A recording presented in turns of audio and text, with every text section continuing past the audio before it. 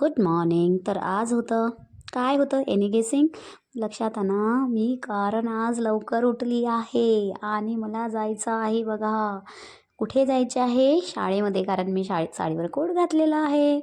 तर बघत होती स्वतःला आरशामध्ये. बघावं लागते ना कसं दिसते आहे कसं नाही. आय कार्ड घातला लगेच कारण आज खूप उशीर झालेला होता. मी लगेच उठली. रात्रीला झोप नव्हती आली मला कारण जायचं आहे आणि 6:30ला बरोबर आमचा अरायवल टायमिंग होता. त्याआधी आम्हाला पोहोचणे होता. तर पटकन रेडी झाली आणि 6:30ला माझ्या अहोंना म्हटलं मला थोडं सोडून द्या. त्यांनी लगेच मला सोडून दिलं आणि मग मी पोहोचली शाळेमध्ये पोहोचली. तर मग माझ्यानंतर पूर्णच टीचर तिथे आलेले होते. आम्ही लगेच रांगोळीपासून सगळे जिथे जिथे जे कामं होते ते पटापट आवरले आणि मग विद्यार्थी आले तर विद्यार्थ्यांसोबत आम्ही रॅलीमध्ये गेलो. तर रॅली बघा हायवेमधून जात होती. हायवेच्या थोडं इकडे या साईडला या कडावर रस्ता आहे, तिथून आमची रॅली जात होती. मुलांनी खूप नारे म्हटले, घोषवाक्य म्हटले आणि टीचर्सने सुद्धा उत्साह दाखवला. सगळेच टीचर्स आपल्या मुलांसोबत तिथे उपस्थित होते.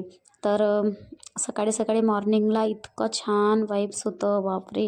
कारण सणच नाही दिसत होता, सण होतच नाही, त्याच्यामुळे छान वाटत होतं. थंडी कमी होती, मॉर्निंगला थोडं वाटलं पण नंतर काही थंडी वाटली नाही. पण बघा प्रजासत्ताक दिन असो किंवा 15 ऑगस्ट असो, मुलांमध्ये इतका उत्साह राहतो आणि टीचर्समध्ये सुद्धा. म्हणजे शाळेचे लाईफ म्हटलं की फार छान. असं वाटते की आम्हीसुद्धा आताही लहानच आहोत. कारण घरी असताना जे लेडीज आहेत, मुली आहेत, म्हणजे जे लेडीज आहेत ते तर निघू नाही शकत.